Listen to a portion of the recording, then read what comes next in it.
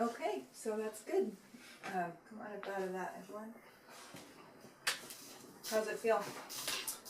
Feels good. I notice a difference. I prefer the one that has more support. It covers more span here. Mm-hmm. So you like the low back one on your neck? Yes, and this one also is also very effective. It just feels different when it's placed here. Mm-hmm. It has more pressure. Mm-hmm. Okay.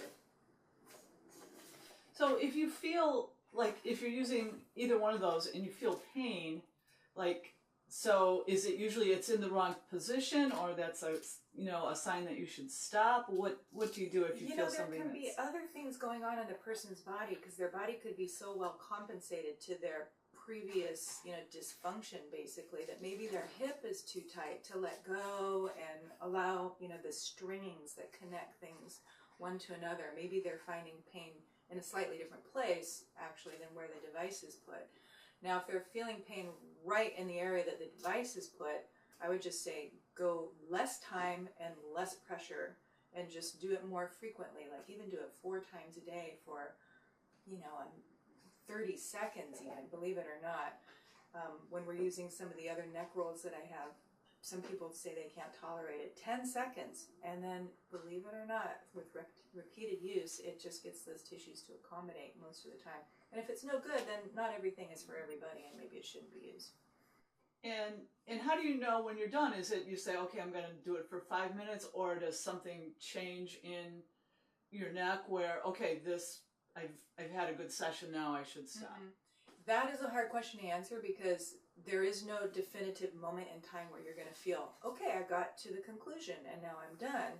It is a process. The process of a neck or a back tightening down over time is a process in and of itself. It can take decades to achieve that tension that led the person to want to use the device. And so then to undo it is also going to be a process. So that's the way to think of it. It's like, well, I got 5 minutes of my undoing process done today, or today I could actually fall asleep on it and do it for 20 minutes before I decide I need to kick it aside. So it's a process, and you're not going to feel one specific thing. But I noticed when Evelyn got off the table after doing our demonstration on the low back, she said, I feel taller. What did you say? Mm-hmm. Yeah, I feel like she's been lengthened out. She said something like I could tell there was more length in my low back.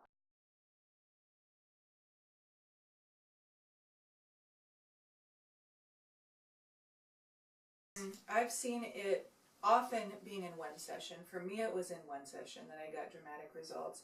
But if it doesn't, it's still that plastic deformation, the slow change achieved over time. I'd say to give it a good, even 5-6 weeks, because it takes ligaments that long to even heal. A damaged ligament will take 5 to 6 weeks to heal.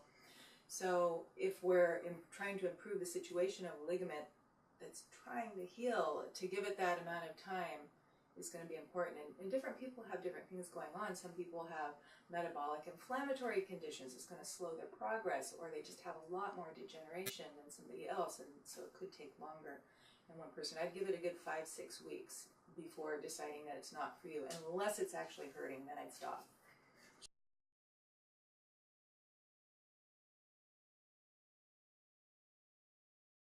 Yes, each time you should feel better, and like a lot of things with health, you might not feel it better per time, but I tell people to look at it as 3-day chunks. As 3 days goes by and you've used it every day, can I look back and say, 3 days ago I was not as good as where I am today? So because the bar chart, if you were to draw your progress, might look a little like this, and so you don't want to assess every moment as your progress, but you can look at it in 3-day chunks. Did I make progress from 3 days ago? That usually works for most people. And if if you're just not good about doing it every day, do you still get benefit if you're doing it every other day? Is it still that cumulative effect? It is still cumulative that way. And in fact, with myself, when I do have a disc issue, I don't use it every day by any means. I used it initially a lot, and then now I pull it out, every 2-3 weeks, because I achieved the benefit that I needed, and now I just kind of use it as a maintenance. I have a question, Sylvia. If someone has sway back, an extreme lordosis, does that matter? I mean, can people use it anyway? They can of course, you would be still- recommending it. But Right, they can still use it. They may want to use it on a harder surface so that it seems to push into the small of their back more. Lordosis, she's referring to the small of a person's back being very swayed. So if their sway is very distinct, then if they did it on a harder surface, then they might feel the pressure of the device more. Also, they may need more pumps. They may be like a 5-pump person until they feel anything happening at all. And then they just start deeper in the expansion process. And then, like you were saying, maybe put a pillow under the knees.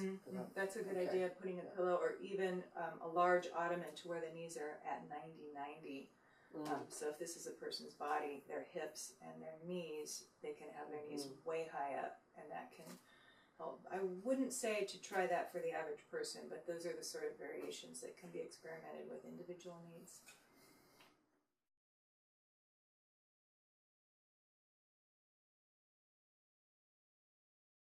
Okay, so you preferred this one, and this one isn't even a neck device. Like Posture Pump doesn't even necessarily talk about or recommend. It's not that it's not recommended, it's just that this is their low back device, and yet Evelyn prefers it to the very nice neck device.